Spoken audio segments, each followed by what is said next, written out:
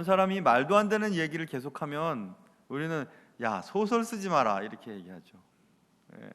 소설 쓰는 사람이 나쁘기 때문에 그런 게 아니라요, 소설이라고 하는 것의 창작성 때문에 그래요. 없는 것을 만들어낼 수 있잖아요. 그래서 사실을 왜곡할 수도 있고요, 때로. 예를 들면 그런 거죠. 비극적인 사건인데 희극으로 만들 수 있어요, 소설가들이 얼마든지. 또 희극적인 사건을 비극으로 또 만들 수도 있고요. 그래서 정확하게 그 사건을 쳐다보지 않으면 소설가의 의도대로 우리의 감정이 이렇게 이끌려가는 것을 볼 수 있죠. 세상의 모든 것이 그렇습니다. 어떻게 말하느냐에 따라서 어떤 결론을 내릴 수 있으니까요. 근데 진리도 마찬가지인 것 같습니다.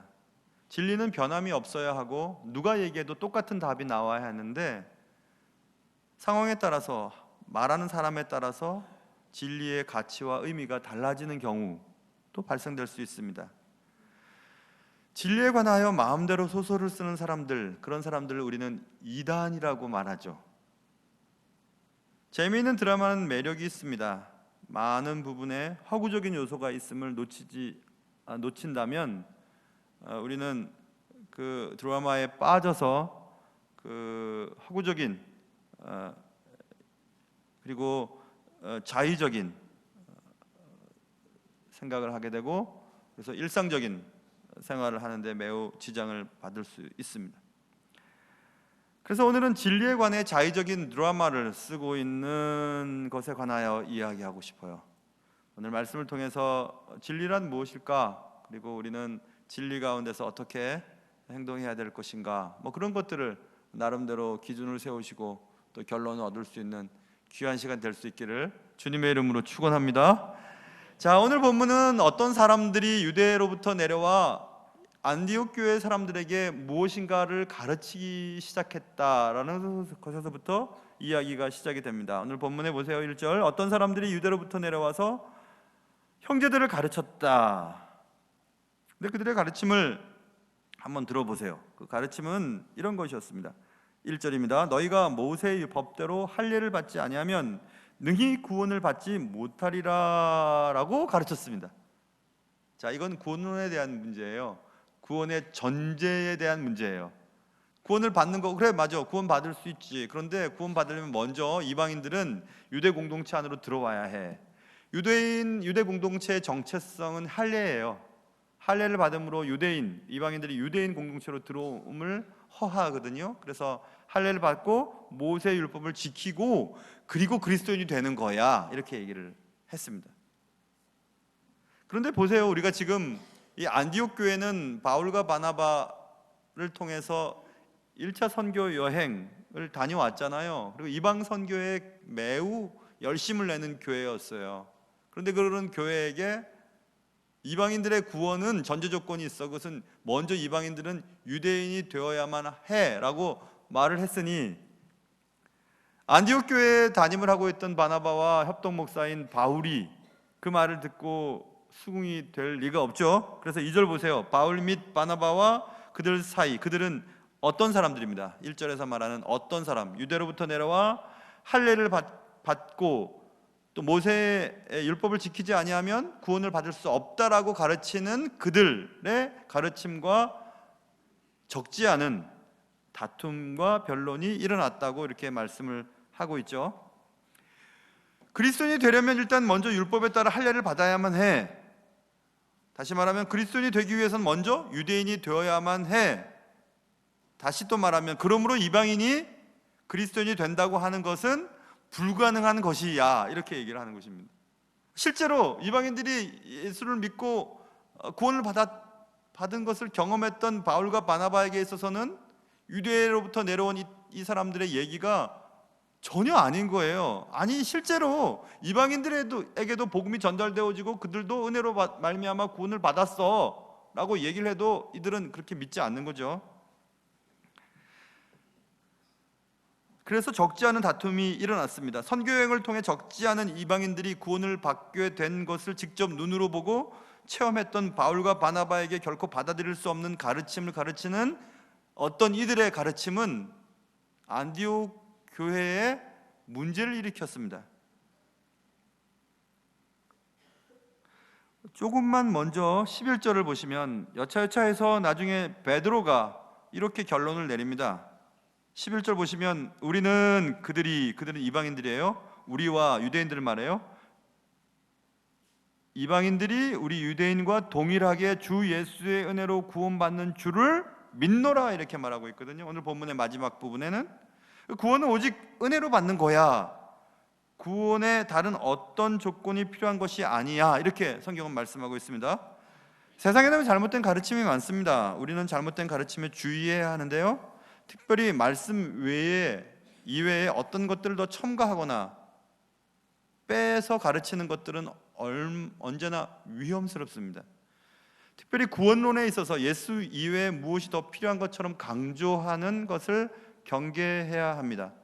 사도행전 4장을 공부하면서 우리는 이미 다른 이로서는 구원을 받을 수 없나니 천하 사람 중에 구원을 받을 만한 다른 이름을 우리에게 주신 일이 없음이라 라고 하는 말씀을 배웠습니다. 다른 이름은 없습니다.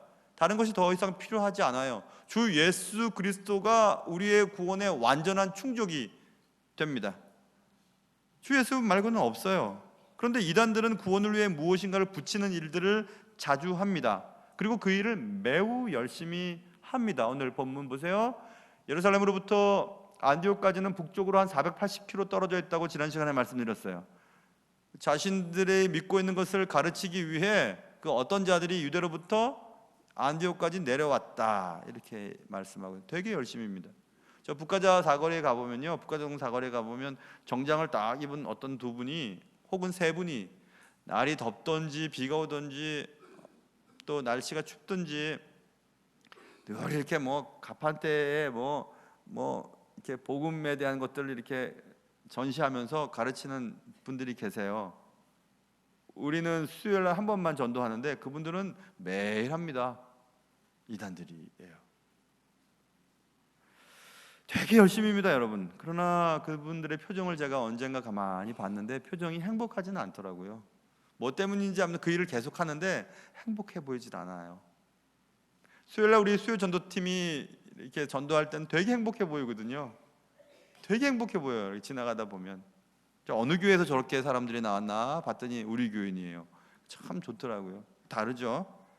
그런데 보통 이단들은 그들의 가르침을 전달하기 위해 기존 교인들에게 두려움을 사용해요. 두려움. 예를 들면 이런 거죠. 이거 안 하면 천국 못 가. 너희들 그렇게 살아서는 안 돼. 어떻게 해야 구원 받을 수 있는 줄 알아? 공부해 볼까? 공부하러 와. 이렇게. 그래서 여기저기 공부하러 다니시는 분들이 있다는 얘기도 제가 들었는데요, 충분합니다. 예수 이외에 더 이상 필요한 것이 없어요. 예수만 있으면 충분해요. 더 이상 우리가 기독교 지식을 알고 싶고 성경 말씀을 공부하고 싶어서 여기저기 다니시지만 아니에요. 우리가 알고 있는 것으로 충분해요. 우리가 알고 있는 것을 삶의 현장 속에서 실천하느냐 실천하지 못하느냐가 중요한 거지, 우리가 성경에 대해서 좀 더 모르고 기독교의 깊고 깊은 진리를 우리가 몰라서 그렇게 못 사는 것이 아니고, 여러분과 제가 하나님의 말씀대로 살지 않으려고 하기 때문에 못 사는 거예요. 지식이 구원을 줄 수는 없습니다. 믿음이 우리에게 구원을 주죠. 주 예수 그리스도로 충분합니다. 주 예수 그리스도에게 무엇인가를 덧붙이고 무엇을 해야 된다고 하고 무엇을 해야지만 직분을 받을 수 있다고 하고 무엇을 하지 않으면 예수를 믿지 않는 것이라고 얘기하는 그런 것들은 다 틀린 것입니다. 잘못된 것들이에요. 어떤 사람이 가르치는 무엇을 하지 아니하면 안 된다고 말하는 그런 가르침을 경계해야 됩니다. 구원은 우리의 노력에 대한 대가로 받는 것이 아니고, 구원은 오직 예수로부터 받는 하나님의 선물이에요. 그러니까 여러분, 이 어떤 사람들이 어디로부터 내려와서 우리에게 무엇인가를 덧붙이고 무엇인가에 대해서 말할 때 오직 예수로 여러분의 삶이 충만케 되고 또 은혜 받는 삶이 되실 수 있기를 주님의 이름으로 축원합니다. 자, 그래서 이제 바울과 바나바가 그들과 같이 변론을 벌이는데 이 사람들이 물러날 줄 모르는 거예요. 그러면 바울과 바나바가 이제 제안을 합니다. 그래, 좋아. 그러면 예루살렘에 가서 사도들에게 한번 물어보자고. 과연 이방인들에게도 무엇이 필요한지, 이방인들이 유대인이 되어야만 은혜를 받을 수 있는 건지, 그리스도인이 될 수 있는 건지 한번 물어보겠다고 하고, 이제 교회는, 안디옥 교회는 바울과 바나바와 몇 형제들을 예루살렘에 보내게 되는 장면이 4절에 나와 있습니다. 3절과 4절에 나와 있습니다. 그래서 이제 일어났던 일들을 예루살렘에 있는 사도와 장로들에게 얘기를 했습니다. 여차여차해서요, 이방인들에게도 복음이 전달되었다는 사실을 바울과 바나바와 몇 형제들이 얘기를 했습니다. 그때 5절 보세요. 5절 보시면 바리새파 중에 어떤 믿는 사람들이, 믿는 사람이 예수 믿는 사람이에요. 그런데 그들은 바리새파 중에 예수 믿는 사람이었어요. 바리새파라고 하는 말을 앞에 썼던 것을 보면 바리새인의 특징을 가진 어떤 믿는 사람들이라는 것을 말해주고 있죠. 그들이 말합니다. 일어나서 말하게 됩니다.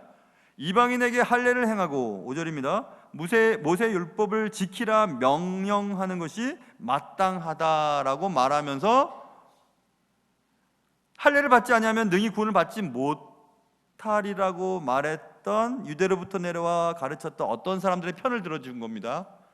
할례를 받아야 된다고, 법을 지켜야 된다고, 그래야 그렇게 하도록 명령을 해야 된다고 라고, 그것이 마땅한 일이라고 바리새파 중에 어떤 사람들이 말했습니다.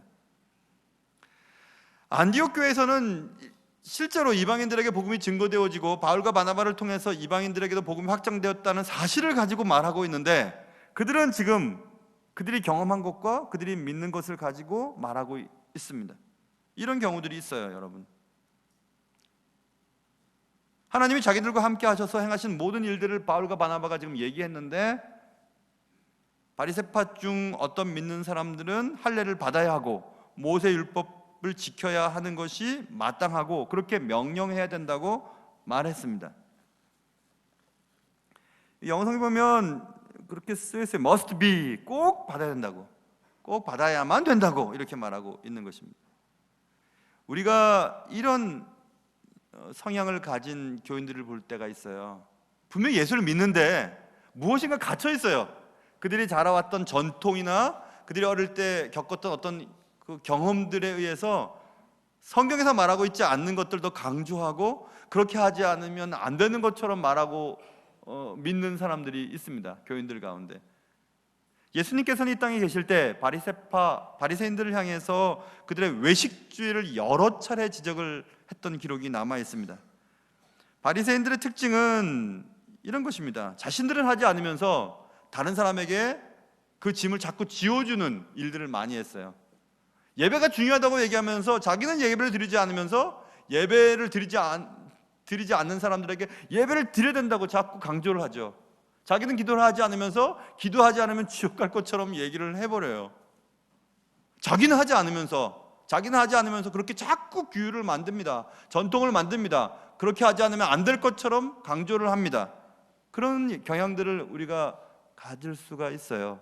바리새파적인 믿는 사람들의 특징이죠. 내 눈에 들보를 보기보다는 다른 사람의 눈에 있는 티를 찾아내는 일을 열심히 합니다. 주님이 말씀하셨던 것처럼 속은 썩어서 냄새가 나고 있는데 겉은 번드르하게 회칠을 해서 전혀 그렇지 않도록 보이는 삶을 살아갑니다. 삶의 현장 속에서는 그렇게 살지 않으나 교회에서는 예수를 잘 믿는 사람처럼 보이려고 애를 씁니다. 기도의 언어와 삶의 언어가 너무 다릅니다. 직장 동료들에게 하는 말들과 교회에서 교인들끼리 하는 말이 너무 다르고요. 그런 경향들을 가지고 있습니다. 그런 경향들은요, 예수를 믿기 전에 너무 강화되어 있는 어떤 성향들은 예수를 믿어도 그것이 빨리 없어지지를 않아요. 습관이 드러나게 되어 있습니다. 예수 믿기 전에 가지고 있었던 옛사람의 성품, 그러나 그 성품이 예수를 믿고 나서도 여전히 해결되지 못한 채 신앙생활에 나타나고 있는 것이 없는지 생각해 보아야 하겠습니다. 일부 예배 때 이렇게 얘기했더니 재밌어서요 또 얘기를 하려고 하는데요. 미국에 있을 때 어떤 교회 헌신 예배를 했는데 청년이 회장이었어요. 청년부 회장인데 그 이제 대표기도를 합니다. 대표기도 하는데 그 자매가 디자인 전공이었거든요. 그래서 항상 그런 것들을 많이 생각해서 그런지 보통 우리가 은혜와 진리가 충만하신 하나님이잖아요, 그렇죠? 대표를 합니다.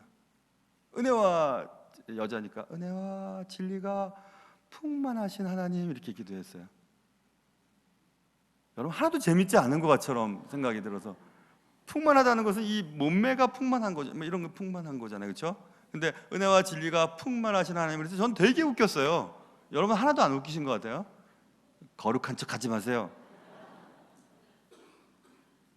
저쪽 목동 제일교회에서 사역할 때는 권사 헌신 예배, 꼭 헌신 예배 때 기도하는 분들 조심하세요. 또 인도하시는 분. 권사 회장님이 헌신 예배 이렇게 다 하고 이제 헌금 시간인데 자 이제 수금할 시간입니다 하고 주머니 돌릴 테니까 수금하라는 거예요. 헌금 위원들한테. 다들 웃는데 본인이 무슨 얘기했는지 모르세요. 그러면서 알아가지고 막 웃으시더라고요. 왜냐하면 그분이 보신앙집을 하셨거든요, 권사님이. 그러니까 수금할 시간이 됐다는 거예요. 수금할 시간. 이제 좀 재밌으세요? 더 하나 더 해야지. 그래서 제가 그 은행 다닐 때요, 저쪽 그 지금 디지털 미디어 단지 그쪽에 살았어요. 그땐 가리봉동이었어요. 이름이 좀 촌스러워서 제가 디지털 센터라고 얘기했어요. 디지털 미디어 센터. 거기에 살았었는데 본교회까지 가려면 버스를 2번 타야 되니까 아기 키우고 있어서 가까운 교회 나가 새벽교회라는 교회예요. 바로 아파트 바로 앞에. 그래서 이제 거기 등록을 하고 구역에도 편성이 됐죠. 은행 갔다가 회사 갔다가 왔는데 아내가 막 웃으면서 얘기를 하더라고요. 재밌는 일이 있었다고. 뭐냐고. 오늘 구역 예배를 드렸는데 구역장님이 당신을 위해서 기도해 줬어. 그래서 그러면 좋지. 너무 고맙지. 근데 당신을 위해서 기도하는데 민호 아빠가 꼬리가 되지 않고 대가리가 되게 해주십시오. 막 그렇게 기도했는데 자기는 막 웃겨가지고 그래서 당신 대가리가 돼야 된다고. 그래서 저도 대가리가 되려고 지금까지 애를 쓰고 있습니다. 하나님 대가리가 되게 해주십시오. 대가리가 생선 대가리든지 무슨 대가리든지. 그 전라도 분이시죠, 그렇죠? 우리 교회 경상도 분이 제법 있으신데 언제나 찬양할 때 난 정말 웃겨서 정말 견딜 수가 없어요. 하나님의 은혜로 있을 때 없는 은혜와 뭐 그런 거 풍성하신 하나님, 그래서 무슨 은혜인지 경상도 분들 그렇죠. 안 바뀌어요. 그거 잘 안 바뀐다고요. 근데 신앙도 그래요, 여러분. 여러분이 잘할 때 어떤 교회에서 어떤 스타일의 목사님에게로부터 말씀을 듣고 자라는지가 지금 보면 알 수 있어요. 그런데 희한한 것은 성경과는 상관없는 전통에서 자란 것을 성경보다 높이 세우려고 하는 목적이 그런 행동들이 나타나요. 성경엔 그런 말이 없어요. 그런데 성경보다도 더 그게 중요해요. 어릴 때부터 그렇게 배웠다는 거예요. 그렇게 자랐다는 거예요. 우리 교회는 그렇게 한 적이 없었다는 거예요. 그러면서 그렇게 하려 하지 않아요. 그게 바리새파적인 믿는 사람들의 특징이에요. 한쪽으로 치우쳐요. 여러분은 혹시 그런 거 없으세요? 뭐 대가리가 되든지 뭐 언어 생활이나 재정 사용이나 평상시 삶의 습관들, 그런 것들이 하나님의 영광을 가리는 것이 없는지 생각해 보아야 됩니다. 회사에서 오래 생활을 한 사람은 그런 것들을 교회까지도 가지고 오려고 해요. 그렇지 않아요. 교회는 교회 나름대로의 독특하고 고유한 전통과 아름다운 풍속이 있어요. 많이 배운 것을 가지고 교회까지 들어오면 많이 배운 사람들이 교회를 해야죠. 그렇지 않아요. 교회는 많이 배웠든 적게 배웠든 나이가 많든 적든 예쁘든 더 예쁘든 상관없이 누구나 다 주의 일을 할 수 있는 거죠. 바리새파 중에 어떤 믿는 사람들이 할례를 행해야만 하고 율법을 지켜야만 해, 그렇게 가르치는 것이 마땅한 거야 라고 이쪽 편을 손을 들어줬어요. 그러자 또 막 변론이 일어났습니다. 많은 변론이 있은 후 7절입니다. 드디어 예루살렘의 수장, 예수 그리스도께서 천국 가신 이후 이 땅에 베드로에게 맡기신 이 교회, 그럼 베드로가 이제 일어나서 대답하는 겁니다. 형제들아 하면서 이제 얘기를 하는 장면이 7절, 8절, 9절 이렇게 쓰여 있습니다. 베드로의 수장, 예루살렘 교회의 수장인 베드로가 최종적으로 결론을 내린 것은 이것입니다. 9절에서 그들이나 우리나 차별하지 아니하셨다. 누가요? 하나님이. 8절에 써있죠. 하나님이 우리에게와 같이 그들에게도 성령을 주어 증언하시고 믿음으로 그들의 마음을 깨끗이 하사 그들이나 우리나 차별하지 아니하셨느니라 이렇게 써있습니다. 차별이 없다는 거예요. 그들이나 우리나, 이방인이나 유대인이나 차별하지 않으신다 이 얘기죠. 그 말은 무슨 말이에요? 그것은 바울과 바나바가 말하는 것이 맞다 이것입니다. 우리는 차이와 차별을 혼동할 때가 많아요. 차이가 있는 것을 가지고 차별을 하죠.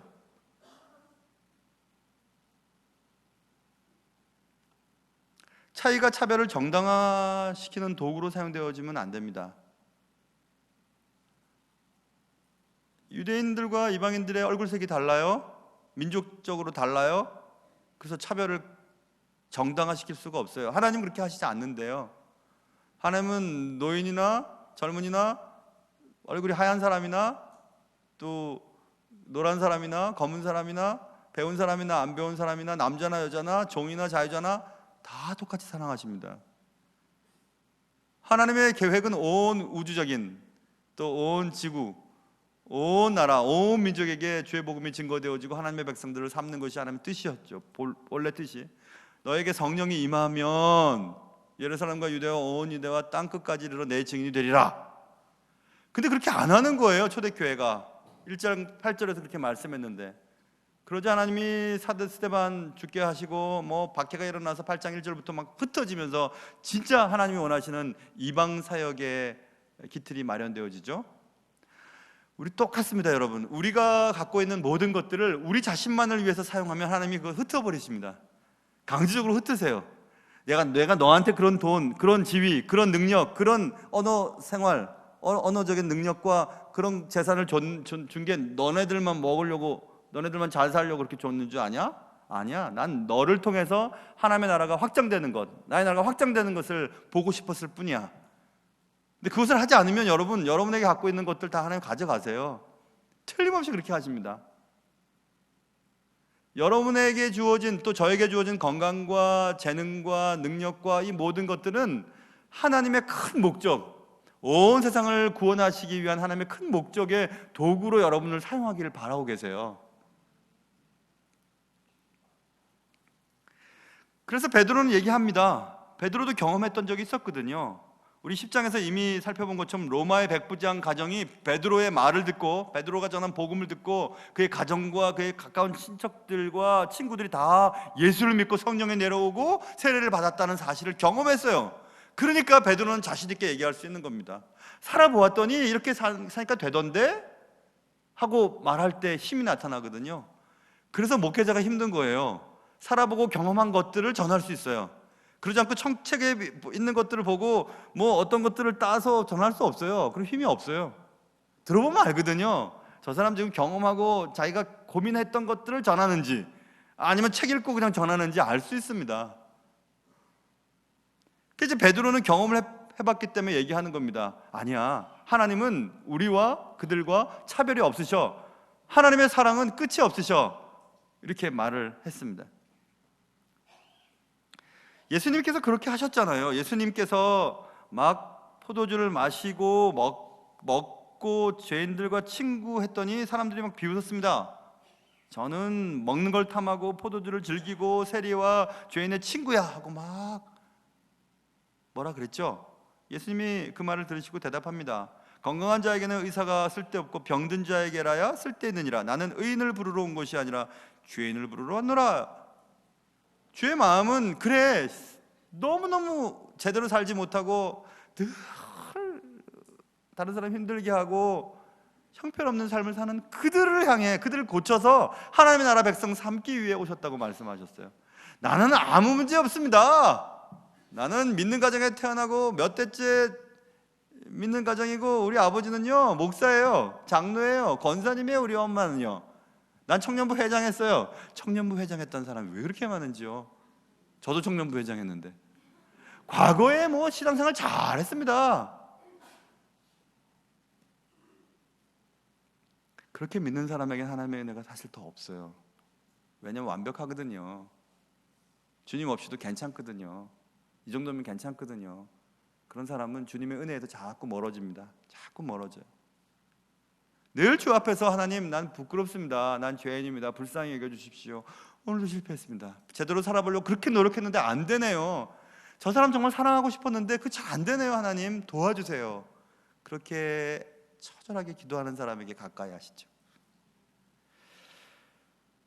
죄인을 부르러 왔다고 주님 말씀하셨습니다. 그리고 실제로 하나님의 은혜는 막 온 땅에 이렇게 확장되기 시작했습니다. 그런데 예루살렘 교회에 이런 문제가 생겼어요. 아니라고, 이방인들은 유대인이 되어야만 그리스도인이 될 수 있다고 하는 이런 얘기들이 막 나왔어요. 어떤 사람들은 막 자신들이 돈을 내가면서 멀리까지 가서 막 그런 진리를 막 전파한다고 가르치고, 잘못된 진리 말입니다. 소설을 쓰고 있는 거죠. 그런데 여러분, 원래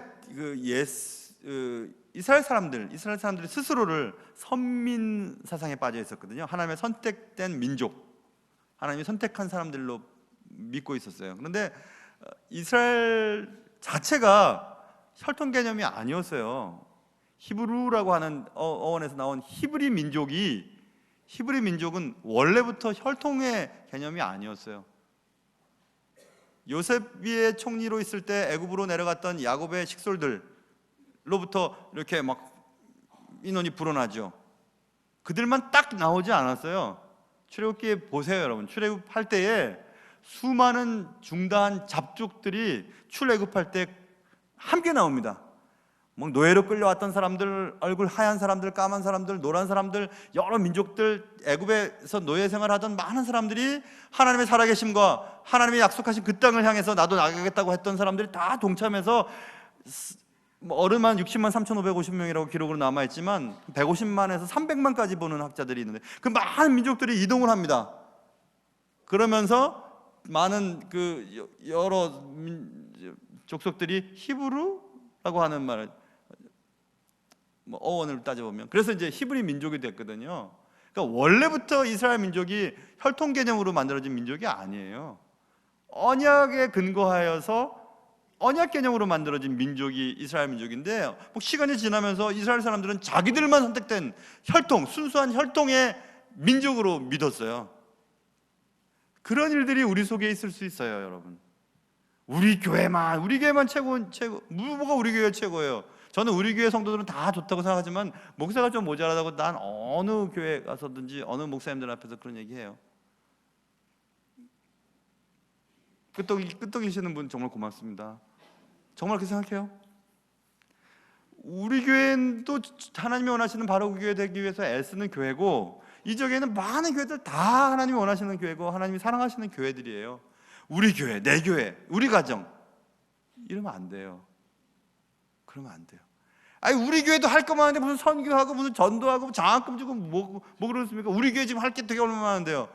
아니에요. 하나님은 우리 교회에 있는 것들을 통해서 하나님의 나라를 확장시키도록 사용하시기를 바라시는 거지.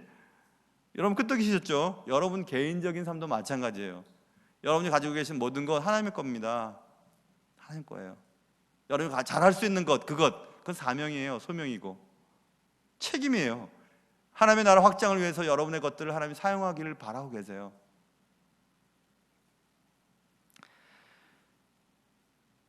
이스라엘 사람들이 혈통적 선민 세상에 빠져 있는 동안 그들은 이방인에게 복음이 증거되는 것 자체가 싫었어요. 이해가 안 됐어요. 일단은 우리 유대 공동체 안으로 들어와야 된다는 거예요. 유대인이 되어야, 하나님 선택된 자녀들이 되어야 거기에 하나님의 은혜인 구원의 확장도 적용될 수 있다고 믿었죠. 근데 그게 아니라는 겁니다. 아니에요. 바울이 갈라디아 교회 교인들에게 보낸 갈라디아 서신에 보면 3장 27절만 제가 28절부터만 읽어보면, 너희는 유대인이나 헬라인이나 종이나 자유인이나 남자나 여자나 다 그리스도 예수 안에서 하나이니라. 너희가 그리스도의 것이면 곧 아브라함의 자손이요 약속대로 유업을 이을지 아니라. 제가 것이면이라고 하는 그 부분을 강조했죠. 보세요.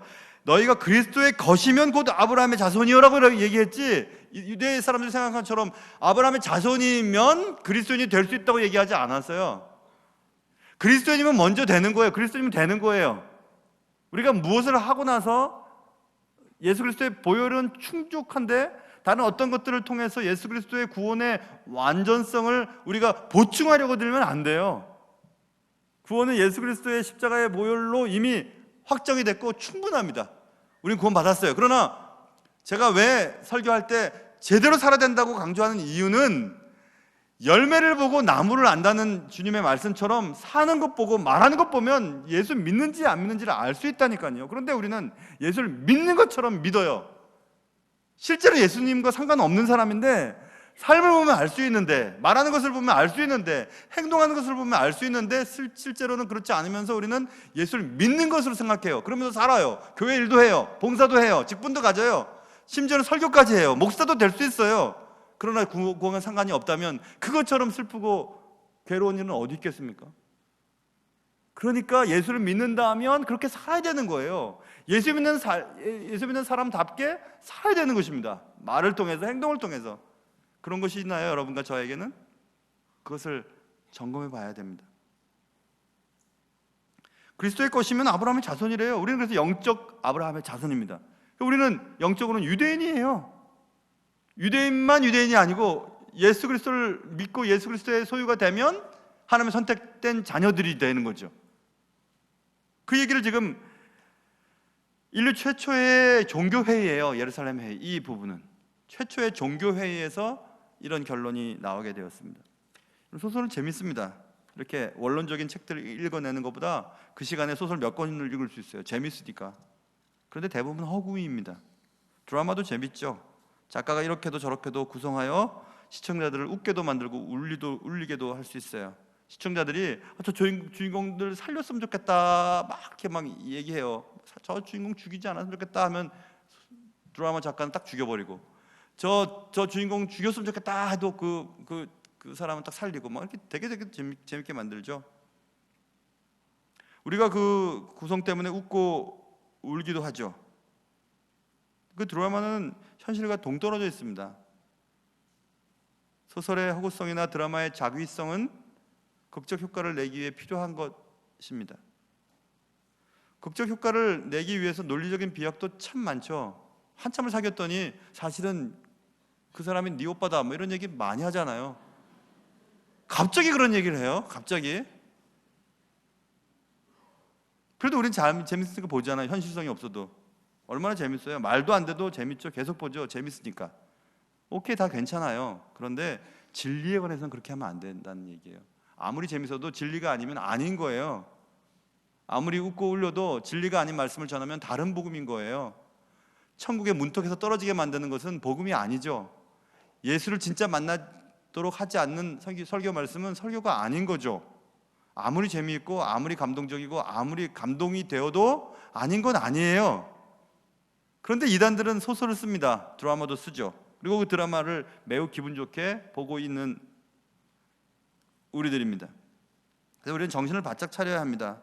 진리 안에 제대로 머물러 있어야 하고 성경에서 말하고 있는 구원의 길을 잘 걸어가야 해요. 구원의 길을 자꾸 구부러뜨리고 왜곡시키는 것이 아무리 재밌고 아무리 귀에 솔깃해도 그래서는 안 돼요. 사랑하는 성도 여러분, 교회들마다 이단 사설들이 많이 침투하고 또 뭐 여기가 성경보다 대단하다, 여기가 좋다 하고 그냥 우리가 다니는 교회는 도대체 내 영적인 것들을 채워주지 못해. 아니에요, 여러분. 교회에서 하는 모든 행사에 정말 성실하게 한번 참여해 보세요. 충분합니다. 충분해요. 그들처럼 재미있게 말하지 못해서 말씀을 못 전하는 것이 아니에요. 재밌는 게 좋은 것은 아니에요. 입에 달다고 건강에 좋은 것은 아닙니다. 저처럼 애기 입맛을 가진 사람들은 단 것 좋아합니다. 빵 좋아하고요. 그러니까 건강에 별로 안 좋아요. 쓰더라도 몸에 좋은 걸 먹어야죠. 먹기 싫어도 먹을 건 먹어야죠. 제대로 된 걸 먹어야죠. 그래야 되는 것입니다. 아무리 여러분을 즐겁게 만들어주고 여러분의 가슴을 시원하게 만들어준다 해도 아닌 건 아닌 거예요. 그들이 소설을 쓰도록 내버려둬서는 안 됩니다.